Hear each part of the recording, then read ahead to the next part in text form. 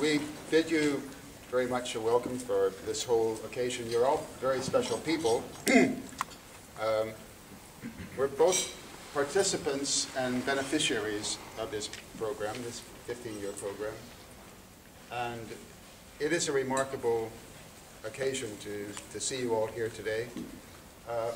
But in fact, actually, with 445 at the latest count of people who actually have been beneficiaries of this program, it's really quite a startling number, really. That number is reminiscent of something that happened a long time ago. One of the people who's here tonight, Professor Ian Nish, was one of a small band of people who were language students during the Second World War. And these language students developed an appreciation of Japan in spite of actually having to fight the Japanese at the same time.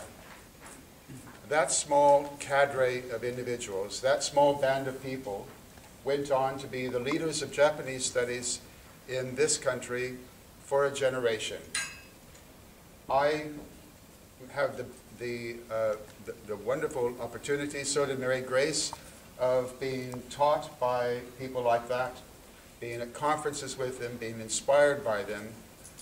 And there is no doubt that out of that kind of cadre, that people who understood what war was, the horrors of the war, the atrocities sometimes that took place, but out of that they also, in parallel, had a pleasure in the many admirable qualities of the Japanese. They came to love Japan, to love Japanese arts, Japanese literature, Japanese science, Japanese sense of humor, Japanese culture in a very, very deep and abiding sense. That generation has mostly passed on now. But in a sense, what we do here is a second kind of cadre of people who know about the past, who have been brought together by that past, who have been inflected by that past, but who also have seen the many glories and beauties of Japanese civilization, Japanese people, who've experienced that hospitality, and it is a remarkable hospitality, isn't it? You know, all of you have come to love Japan, and that's an enormous bridge indeed. It's a very special occasion. I had many, many things I actually wanted to talk about tonight. I wanted to talk about the origins of this program. The origins actually stem even further back than the beginning of the Murayama Initiative, to which we all owe so much, back in August of 1994, when the Prime Minister of the day decided that he wanted to do something to crystallize an historical awareness of the past and to develop that as well, but also to have a period of self-reflection for the Japanese people, but also to engage with other Asian nations especially, but also some European nations who had experience of that war.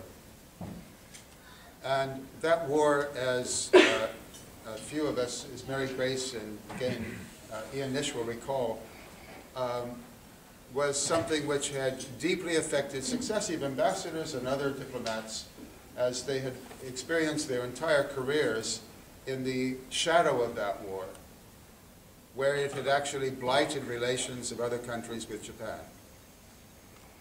This was an opportunity to show the other side of Japan, the side of Japan that basically all of us have come to appreciate as the enduring thing that really we think of most of all. As part of keeping faith with the grandparents, as you know, all of you have had lectures from me about the Japanese perspective of the Pacific War and indeed the Greater East Asia War in general. So it really encompasses everything from 1931 onwards. In fact, I think most of you, we went back much, much further. We went back to the Boxer Rebellion. We went back even to 1874-75. So we looked at that historical legacy, but we also looked at how that affected Japanese perceptions during the Pacific War. You remember also that we looked on what the alternatives were to the atomic bombings. We looked at what I used to call Plan A, the biological and chemical warfare attacks that would precede the invasion of Japan, and the expectation that there would be more than 5 million dead as a result of that, compared to what they thought would be maybe 20,000 dead from an atomic bomb. What a miscalculation. Weapons of mass destruction are nothing new, are they? Well, we looked at all of that, and we finally looked at the horrors of what actually happened to your grandparents. Some of you were spared that by your grandparents, either because they had died before you were even born, or because they felt that it was best not to speak of these things. Indeed, they had been advised not to speak about these things. And I did my best to make you cry about those things, to realize the depths of suffering that they had. What is remarkable here is that the Japanese actually felt that this was an important thing for you to hear. That's very special. It's a very special kind of reconciliation.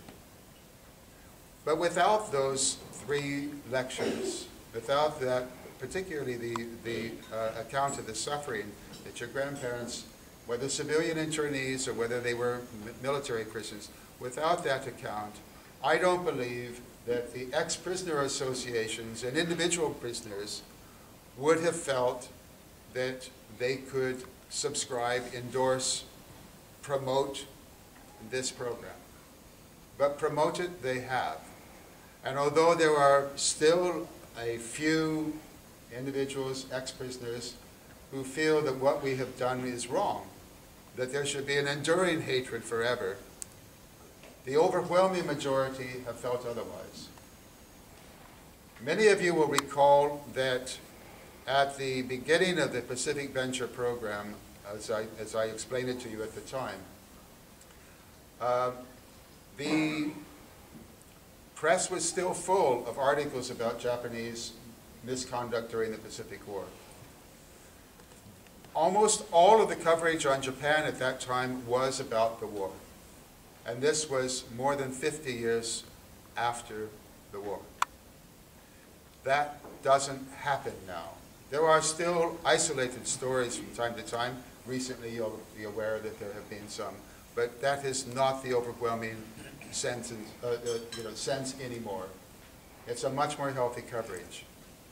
Concern about what ex-prisoner groups would do was the dominant factor, not only for Japanese diplomats stationed here in London, but also for their British counterparts who dealt with the East Asia area, and particularly the Japan desk.